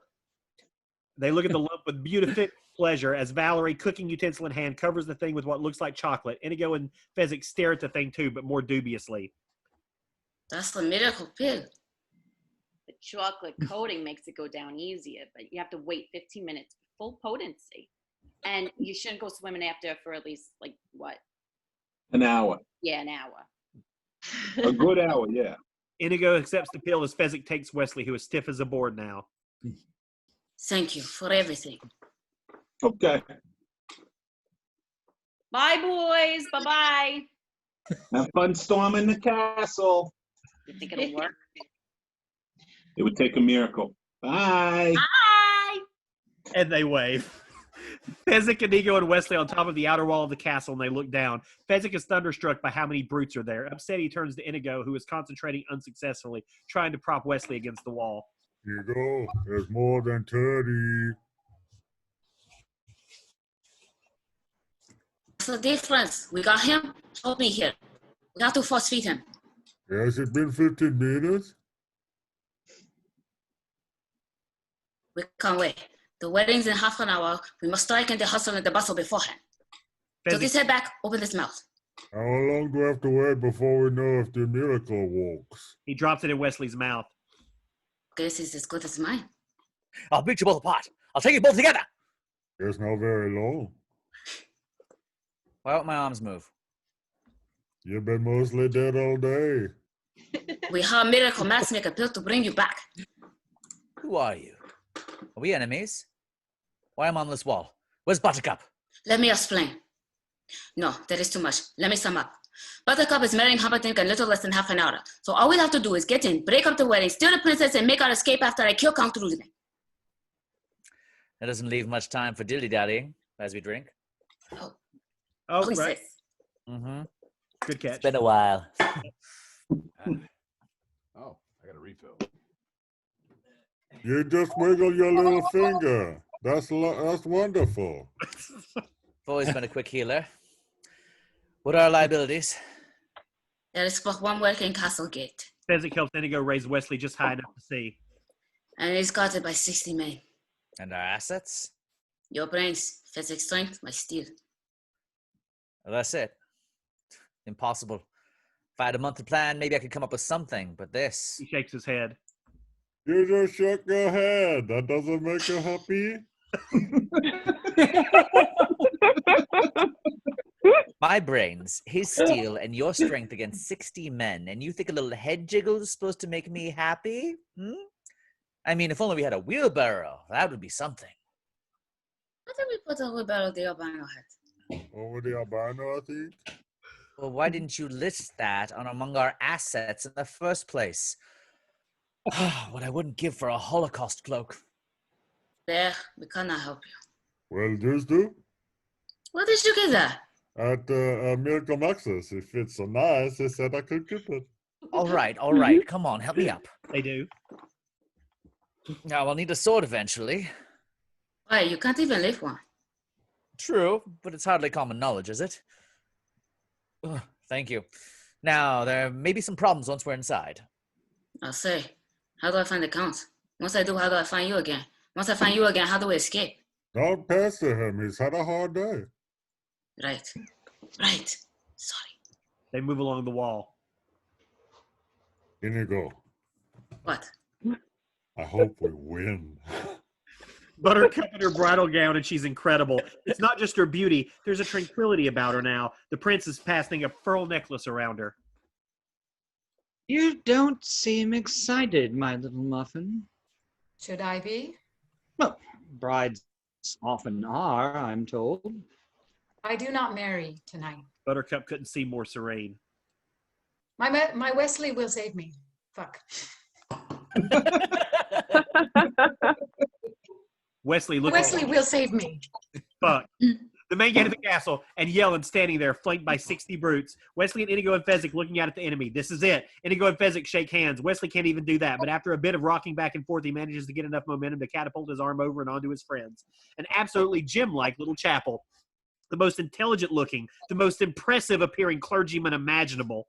Buttercup and Humperdinck kneel before the clergyman. Before then sit the Rumblings, old queen and king. Standing in the back is Count Rugen. 4 guards are in position flanking the chapel door.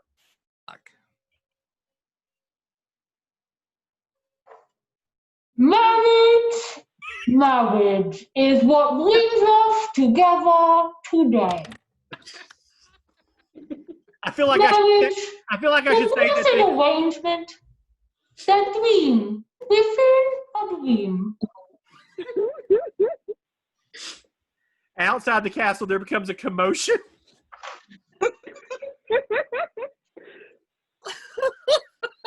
Stand your ground, men! Stand your ground! They're making the commotion, frightened and pointing. Stand your ground! And it is a bit unnerving. A giant seems to be floating towards them out of the darkness. A giant in a strange cloak and with a voice that would crumble walls. The Twin Pilot Wombats! There will be no survival! Drink. Fezzik seems to be floating because he's standing in the wheelbarrow, and Inigo, hidden behind him, busts the gut by pushing it and supporting Wesley.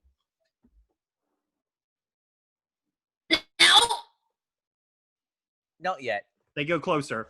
My men are here, and I'm here, but soon you will not be here. Yelling, keeping the brutes in position, or trying to, shouting orders, instructions, and yet the brutes hold. Inigo struggles bravely under their combined weight. Now! Light him. The brutes, as the giant bursts suddenly, happily into flames. The dread Pirate Wombats takes no survivals. All your worst nightmares are about to come true. Back to the chapel. Wolf, wolf will follow you forever. Prince Humperdinck, turning quickly, giving a sharp nod to Count Rugen, who immediately takes off out of the chapel with the 4 guards as we... The Dread Pirate Wombats is here for you.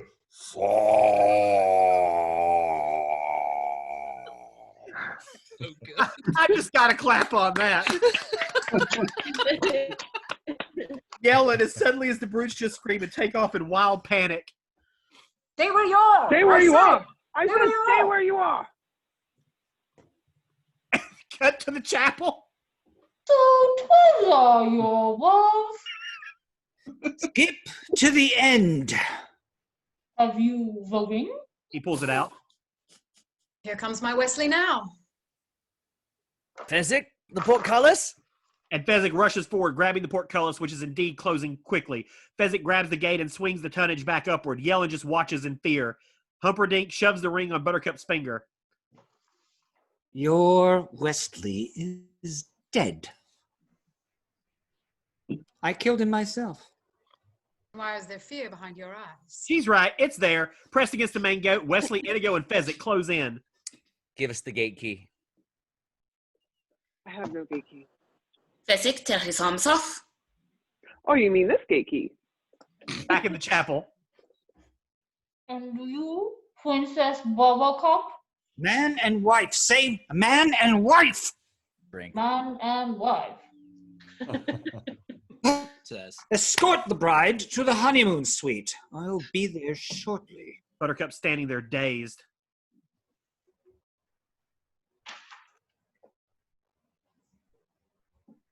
Dazed she is.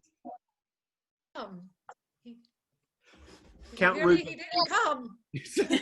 Count Rugen and his 4 warriors racing through the castle, and as they reach a complex intersection of several corridors, Rugen stops, incredulous. Wesley, Inigo, and Fezzik are moved towards them. Actually, Fezzik is dragging Wesley, who is in turn dragging Yellen's sword like a stiff dog leash. Wesley simply hasn't the strength to raise it. Count Rugen as the confrontation is about to start.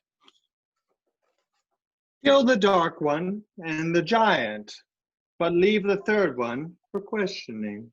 And as his warriors attack, Inigo goes wild, and maybe the warriors are good, maybe they're even better than that, but they never get a chance to show it because this is something now. This is Inigo gone mad, and the 6-fingered sword has never flashed faster, and the 4th warrior is dead before the first one has even hit the floor. There is a pause, then... Hello. My name is Inigo Montoya. You killed my father. Prepare to die. Count Rugen, for a moment, he just stands there, sword in hand. Then he does a most unexpected thing. He turns and runs the hell away. Inigo, momentarily surprised, then taking off after him, leaving Wesley and Fezzik to exchange curious looks, and Rugen running through a half-open heavy wooden door, shutting it and locking it just as Inigo throws himself against it. He tries again. No kind of chance. Fezzik! I need you! Fezzik with Wesley, who is still unable to walk. I can't leave him alone. He's getting away from me, Fezzik! Please! Fezzik! I'll be right back. He props Wesley up against a large suit of armor and takes off towards the intersection. Indigo's still hammering the door. Fezzik approaches, gestures for him to stop, and with one mighty swipe of his hands, the door crumbles. Thank you. Buttercup walking with the king and queen. The queen more sprightly and several paces ahead. Strange wedding.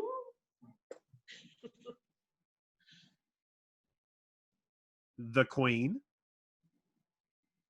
I think you appointed 2 kings and no queen. Did I? The drink. That's on me. Someone, yes, a very strange wedding. Come along. Buttercup gently stops the king and places a kiss on his forehead. He's very surprised and pleased. What was that for? Always been so kind to me. And I won't be seeing you again since I'm killing myself once we reach the honeymoon suite. Won't that be nice? She kissed me! Count Rugen is running, dashing through corridors, and he glances back with Indigo behind him. The intersection, Fezzik gaping, staring at all the choices, trying to piece together the puzzle of the missing Wesley. Count Rugen flashing out of one room, down a staircase, picking up his pace. He pulls out a deadly-looking dagger with a sharp point and a triangular-shaped blade and sprints on. Indigo closing the gap closer and closer, and he's down the stairs and heading into a dining hall. Count Rugen throwing the dagger. Indigo trying like hell to get out of the way, but no, and it sticks deeply into his stomach. And he hurtles back helplessly against the wall of the room, his eyes glazed, blood coming from his wound. The room is going white on him. My father. I tried. Count Rugen looking across the room at Indigo. He stares at his face and then touches his own cheeks as memory comes. You must be that little Spanish brat I taught a lesson to all those years ago. It's simply incredible. Have you been chasing me your whole life only to fail? I think that's the worst thing I ever heard. How marvelous! Indigo sinks. Buttercup shutting the door of the honeymoon suite, crossing quietly to the far wall where she sits at a table, opens a jeweled box, and takes out a very deadly-looking dagger. She seems very much at peace as she touches the knife to her bosom. There's a shortage of perfect breasts in this world. Would be a pity to damage yours. She whirls. Wesley lying on the bed. Yelling sword is beside him. His voice sounds just fine, but he does not move. Buttercup leaps to the bed, covering him with kisses. Wesley is helpless. Oh, Wesley, darling. Wesley, oh, why won't you hold me? Gently. At a time like this, that's all you can think to say, gently. Gently! He lets go, thumping his head against the headboard. Count Rugen looking very much surprised. Good heavens.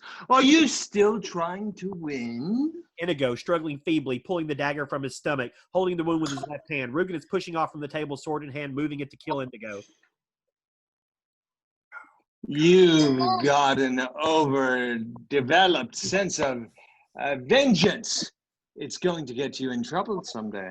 Indigo watches the Count approach, and the Count flicks his sword at Indigo's heart, and there's not much Indigo can do. Just kind of vaguely parry the thrust with a six-fingered sword, and Count Rugen's blade sinks deeply into Indigo's left shoulder. Indigo doesn't seem to feel it, but other agonies are so much worse. The Count stepping back, going for the heart again. Indigo, as this blow comes, he's trying to use the wall for support and forcing himself to his feet, and it's not a roaring success of an attempt, but he does at least make some progress, and again to manage to parry the thrust, as this time Rugen's sword runs through his right arm. Again, Indigo doesn't seem to mind, doesn't even feel it. Count Rugen steps back for a moment, watching as Indigo continues to inch his way to his feet, and then, just before the Count is able to strike, Indigo manages a little flick of his own, and Rugen hadn't expected it, and he jumps back, makes a little involuntary cry of surprise, and Indigo slowly pushing away from the wall. Oh, my name is Inigo Montoya. You killed my father. Prepare to die.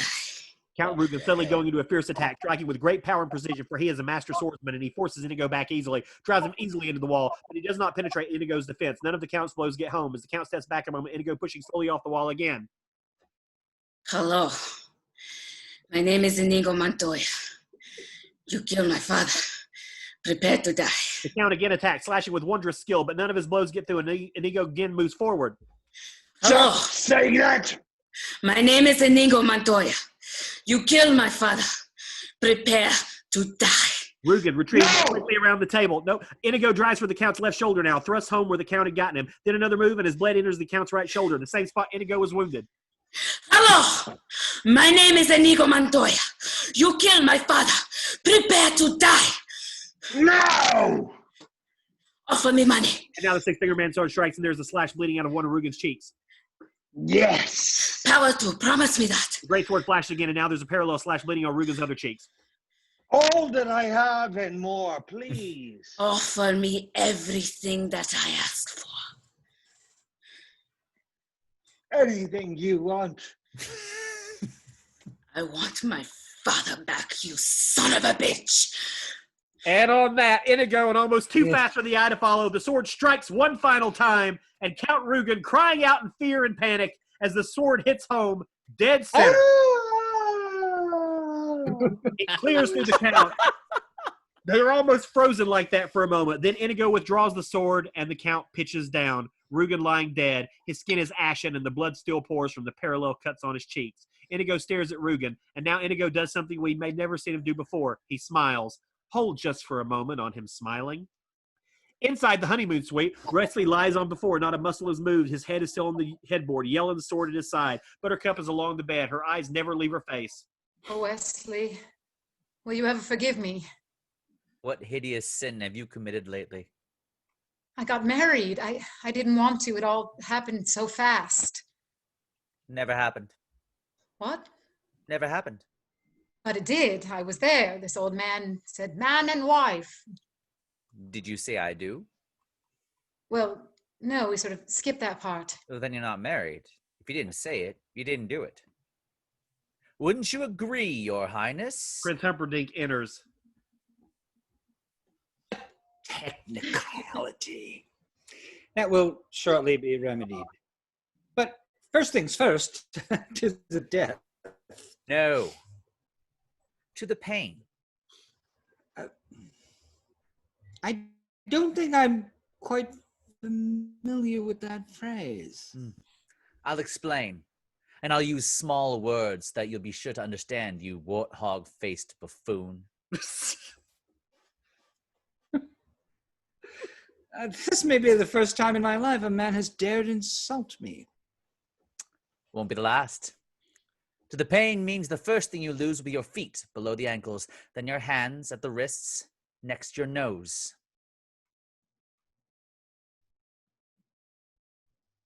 And my tongue, I suppose.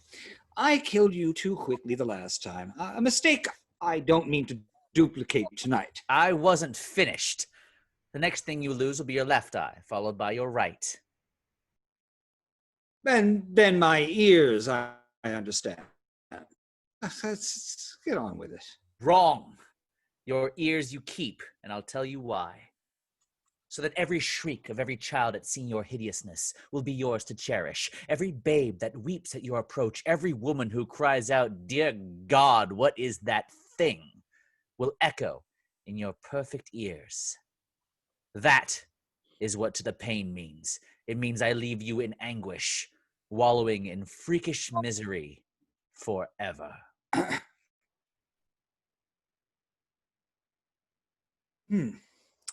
I think you're bluffing. Wesley lying there. It's possible, pig. I might be bluffing. It's conceivable, you miserable vomitous mass, that I'm only lying here because I lack the strength to stand. And then again, perhaps I have the strength after all. And now slowly Wesley begins to move. His body turns, his feet go to the floor. He starts to stand, Humperdinck staring wide-eyed. Wesley is now standing, sword in fighting position. Drop your sword. Prince Humperdinck is so panicked he doesn't know whether to pee or wind his watch. He throws his sword to the floor. Have a seat. He does. Tie him up. Make it as tight as you like. Inigo entering looks around. It's Fezzik. I thought it was you. No. Well, in that case. Help him. Why does Wesley need helping? Because he has no strength. I knew it! I knew you were bluffing! I knew he was bluffing! For you. Thank you, but no. Whatever happens to us, I want him to live a long life alone with his cowardice. Inigo! Inigo, where are you? They look at each other, then move to the balcony. Fezzik is leading 4 great white horses. He glances up and sees them on the balcony. Ah, there you are, Inigo. I saw the Prince's stables, and there were 4 white horses. And I thought, There are 4 of us. If you ever find a lady, hello, lady. I took them with me in case we ever bumped into each other. I guess we just did. Inigo and Wesley and Buttercup looking down at Fezzik. Fezzik, you did something right. Don't worry, I won't let it go to my head. He holds out his great arms. Buttercup jumps and is floating through the air. What's happening, of course, is that she's jumping from the balcony so Faye can catch her. But her fall is in slow motion, so you might think she was flying. They watch her. You know, it's very strange. I've been in the revenge business so long. Now that it's over, I don't know what to do with myself for the rest of my life. Have you ever considered piracy? You make a wonderful Dread Pirate Roberts. Drake! Ew. The 4 glorious white horses with their riders triumphantly racing through the night. Buttercup and Wesley, at last their trials are done. They stop. They rode to freedom, and as dawn arose, Wesley and Buttercup knew they were safe. A wave of love swept over them, and as they reached for each other, they start to kiss. What? What? Nah, it's kissing again. You don't want to hear it. Nah, it's cool. Okay. They are locked in a deep, pure, and passionate kiss.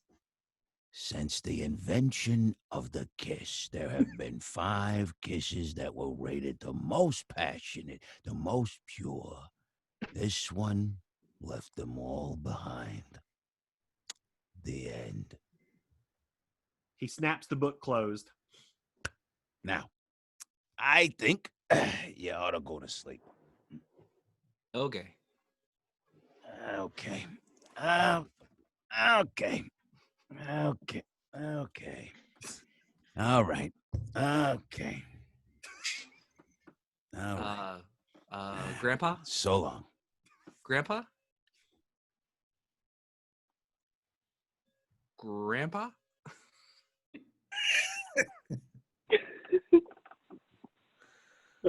Maybe. All right. Grandpa stops and turns. Maybe you can come over tomorrow and read it again. Maybe you can come over and read it again tomorrow. God damn it. Yep, drink and then redo the line. Maybe you could come over tomorrow and read it again. Do it again. You're so close. Come on. Really? Maybe you could come over and read it again to me tomorrow. Yay! Wait. As you wish. And that's the end of The Princess Bride.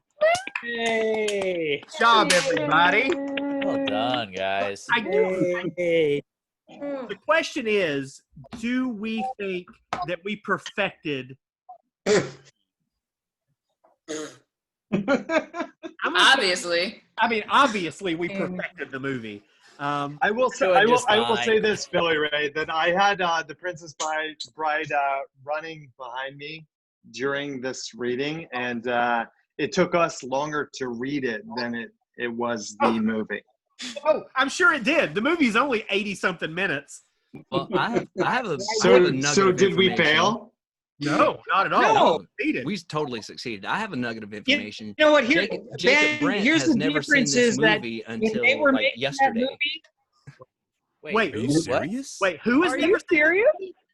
Right. Right. Jacob had never seen it until I've this never week. seen it. You don't need to now. You don't need to now. I know. You were in it.